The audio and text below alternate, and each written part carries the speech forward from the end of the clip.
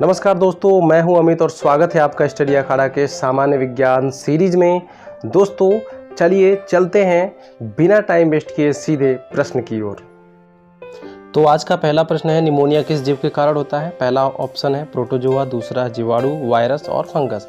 तो जो correct answer है वो है दोस्तों कौन सा?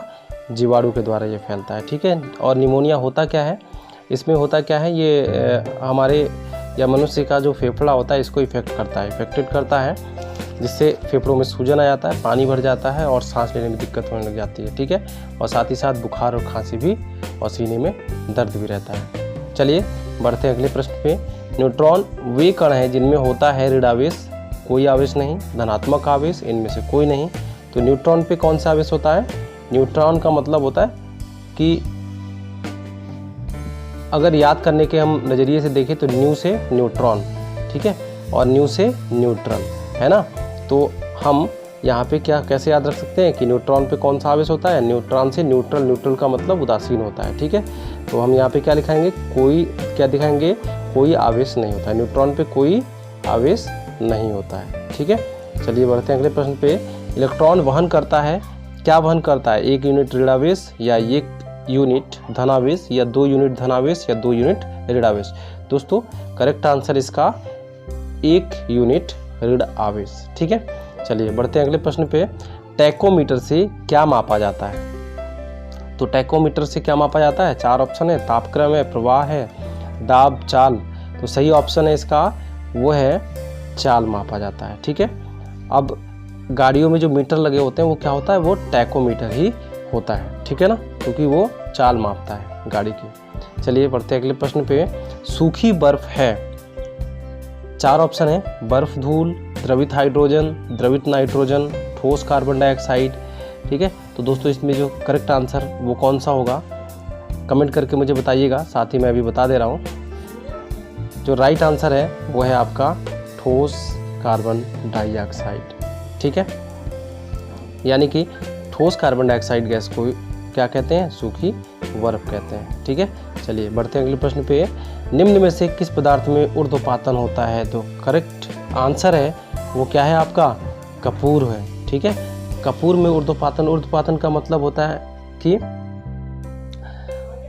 कोई पदार्थ है वो ठोस अवस्था में है और बिना द्रवित हुए वो किस में बदल जाए? गैस अवस्था में आ जाए, तो उस प्रक्रिया को हम कहते हैं ऊर्ध्वपातन, ठीक है। उस प्रोसेस को हम बोलते हैं ऊर्ध्वपातन। तो कपूर में ऐसा होता है। कपूर को आप अगर रख दें कहीं पे तो बिना द्रवित हुए ही क्या हो जाएगा? गैस फॉर्म में परिवर्तित हो जाता है। तो ऊर्ध्वपातन किस में पाया जाता है?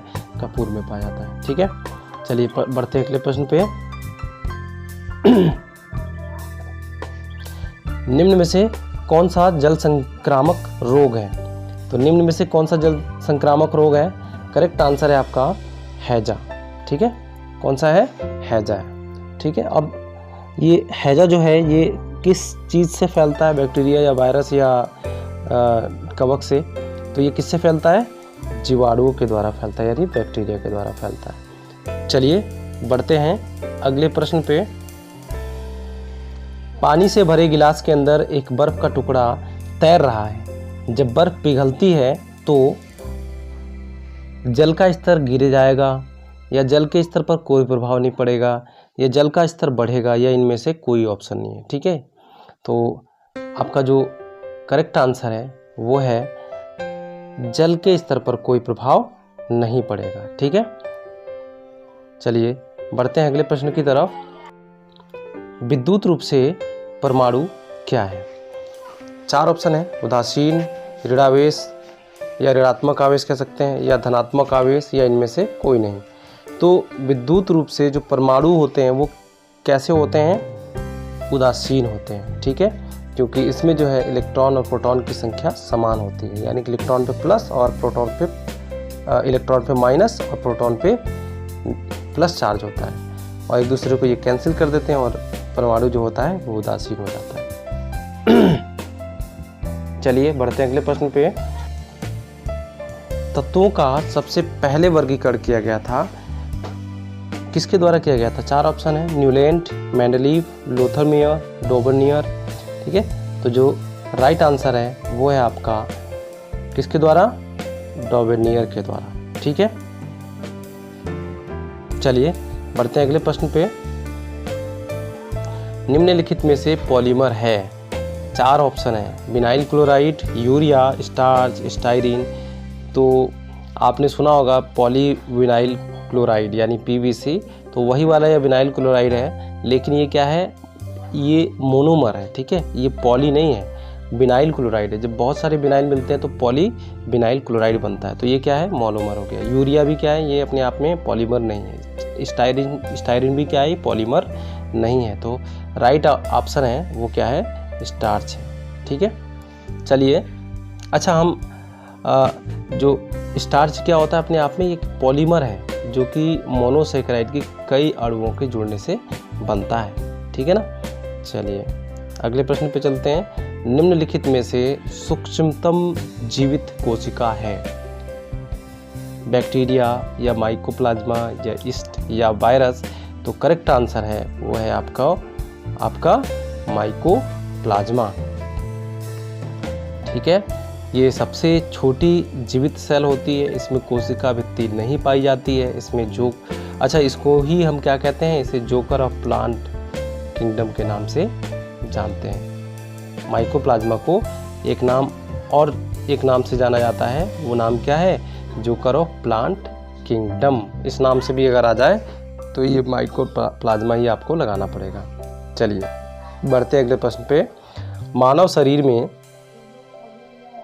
मांसपेशियों की संख्या कितनी होती है, 338, 450, 418 या 639। तो करेक्ट आंसर है 639 होती है, ठीक है। ये शरीर के कुल भार का 40% होती हैं, ठीक है। और 400 पेशियाँ जो होती हैं बॉडी की, वो रेखित पेशियाँ होती हैं, बाकी सब अरेखित होती हैं, ठीक है। चलिए बढ़ते हैं अगले प्रश्न पे।